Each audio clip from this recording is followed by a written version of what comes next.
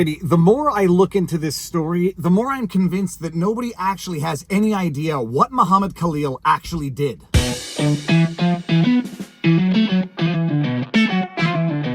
Viva Frei, former Montreal litigator turned current Florida rumbler, in my home office for yet another beautiful sunset in the free state of Florida. And the story of the day is of one Muhammad Khalil, who apparently had his green card revoked, was detained by ICE. They tried to deport him. And the more questions I ask, the more it becomes clear that nobody actually has any idea what he allegedly did to deserve this. And before we get into the story, I just probably need to get ahead of the curve on some of the ad hominem attacks that I'm going to take as relates to this story. Some people are going to say, Viva, because of your ethnic heritage, you want to see Muhammad Khalil deported, so you're biased. Others are going to say, Viva, because of your future aspirations potentially to become American, you want to make sure that green cards can't just be revoked willy-nilly. Set aside your ad hominem attacks. I just want to know what the dude allegedly did to justify this. And just to get ahead of the curve on some of the other arguments here, some people are saying this is a pure First Amendment rights issue. He can say whatever he wants without fear of reprisal so long as he hasn't broken the law. That is not entirely correct either. When you are on a green card, some of your First Amendment rights can be curtailed and you can have that green card revoked if, for example, the state determines that you pose a national security threat, which is not necessarily predicated on having committed a crime. But we will get to that later. I just want to know if, in fact, he even said such things as I support Hamas or overtly supported Hamas. You might think that a citizen has the right to do that, and they might have the right to do that. Unfortunately, when you're applying for a green card or when you are a green card holder, you might not have the right to say such things as I support Hamas, even if you are not financially supporting them. And if he indeed did say that, then I could understand his green card being revoked. The only problem is I've seen no such evidence, and I've been asking. But first, let's get to the details of the story. And yes, I'm going to read a CNN article only so that we can know what the most biased people are saying about this story. Who is Mahmoud Khalil, Palestinian activist detained by ICE over Columbia University protests? Tuesday, March 11, 2025. And here you see a picture of Mahmoud Khalil center surrounded by members of the media outside the Columbia University campus in 2024. Khalil was a member of the Columbia University Apartheid Divest Group, which urged the university to divest from Israel. President Donald Trump has likened Mahmoud Khalil to a terrorist sympathizer. Others portray him as a Palestinian activist singled out for his outspoken support for his own people.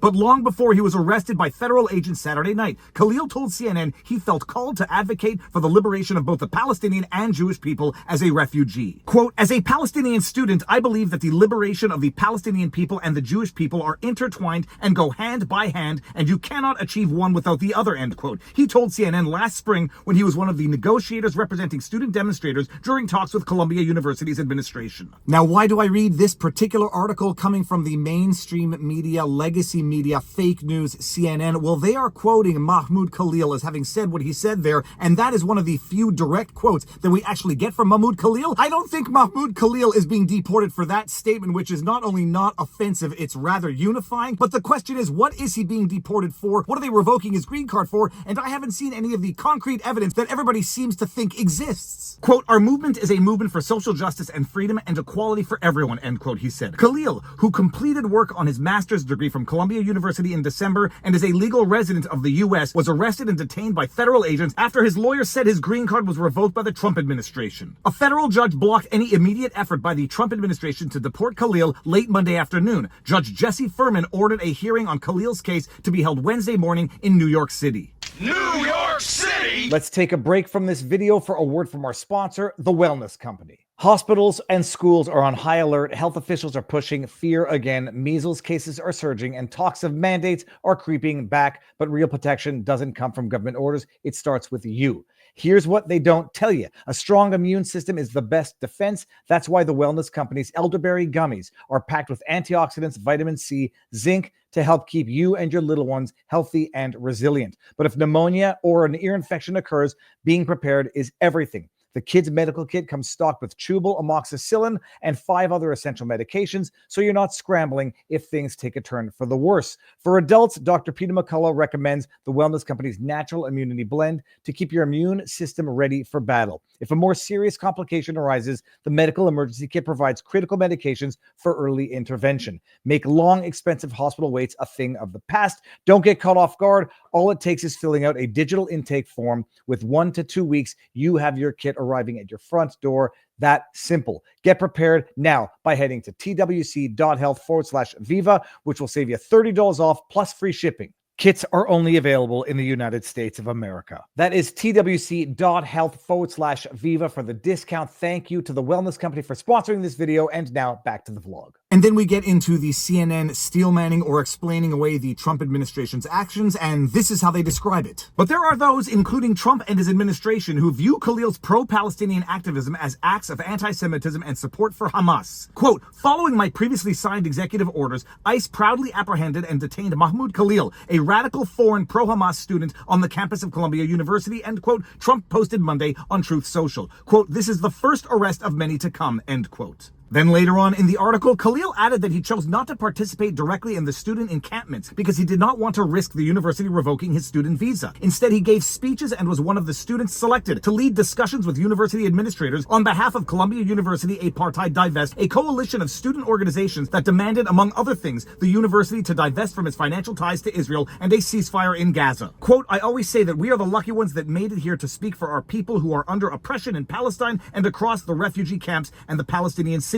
end quote, Khalil said, adding that at times he's felt, quote, survival guilt, end quote, over his inability to, quote, do anything meaningful for the Palestinian people, end quote, other than protest. So according to the CNN article, and you can take it for what it's worth, but you can also take the absence of evidence to the contrary, despite my checking the internet to find any, you can take it for what it's worth. And then later on in the article, they get to the First Amendment rights issue, which I think is sort of a red herring in this discussion. Ben Weisner, director of the American Civil Liberties Union's Speech, Privacy and Technology Project, called Khalil's arrest, quote, unprecedented, illegal, and un-American. Quote, the First Amendment protects everyone in the U.S. The government's actions are obviously intended to intimidate and chill speech on one side of a public debate, end quote, Weisner said in a statement Monday. Now, as far as I am concerned, and I reserve the right to be wrong on this, I don't think this is a First Amendment rights issue. This is more a contractual issue as to what Khalil is bound to do under the terms of his green card. He can, in theory, be deemed a national security threat despite having not broken any laws, and in which case his First Amendment rights are not as robust as a natural-born citizen. His First Amendment rights probably are not as robust as a naturalized citizen. He is under the privilege of a green card. The government is within its rights to revoke it if they deem him to be a national security threat, and that need not be predicated on having committed any specific crime. So if Khalil in fact said things like death to Jews, or death to America, or I support Hamas, you then have a strong argument for revoking his green card because he could easily be qualified as a national security threat even though he broke no laws. The only problem is I have yet to see any shred of evidence, a social media post, a video clip, a photograph of Khalil doing any such thing, and it's not for lack of trying. If you support deporting him, you want to have that evidence so that when people ask you what's the evidence, you can have that evidence. If you want to defend him, you can ask the people where's the evidence that he did anything that would warrant revoking his green card, and thus far, it doesn't seem that anybody has any of it other than guilt by association because of that organization that he was a member of. As best I can tell, all of the attacks against Khalil come from his association being a member of the CUAD, and if you didn't know what the CUAD was, I'll read a little bit from their own website. Columbia University Apartheid Divest. Who we are. Quote, the Palestinian cause is not a cause for Palestinians only, but a cause for every revolutionary wherever they are as a cause of the exploited and oppressed masses in our era. End quote, Ghassan Kanafani. Columbia University Apartheid Divest is a coalition of student organizations that see Palestine as the vanguard for our collective liberation. We are a continuation of the Vietnam anti-war movement and the movement to divest from apartheid South Africa.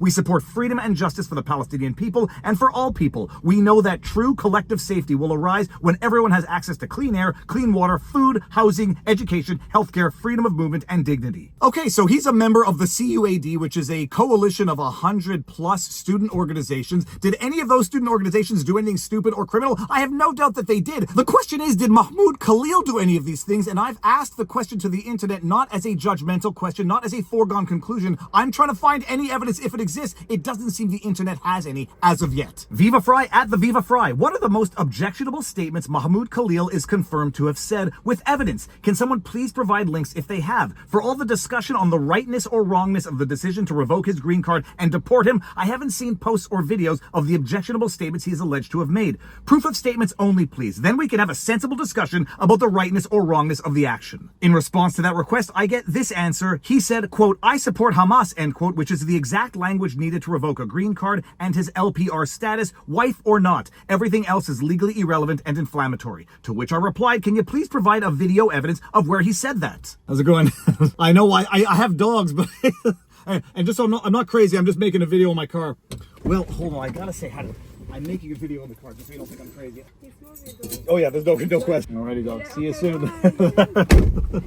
Have a good one. Sorry for that distraction. There was a dog that seemed intent on coming over to the car and meeting me. It was a very cute dog. And by the way, a piece of information I forgot to mention. It's legally irrelevant. He's got a wife who is 8 months pregnant. That would just make the justified nature of this decision even more tragic, or the unjustified nature of the decision more tragic. But that would not change the legal basis for this action. If it's justified, it's a tragedy. And if it's unjustified, it's a bigger tragedy. But the bottom line is whether or not it's justified. Mahmoud Khalil is a member of the CUAD, and it seems all of the accusations against him stem from the guilt by association, which might be legitimate. It might be a basis, and it might be your best argument. If it's your best argument, make it at least so that we know what it is. He didn't do anything specific himself, but the organizations, the student organization of which he was a part, did bad things or had members who said and did bad things. If that's your argument, at least make it so that we can have a sensible discussion afterwards. But it seems that the bulk of the accusations against him are from what the CUAD did. And here's the best of it that I could find on the internet. Breaking: smoking guns prove Mahmoud Khalil posed terror threat. Please RT.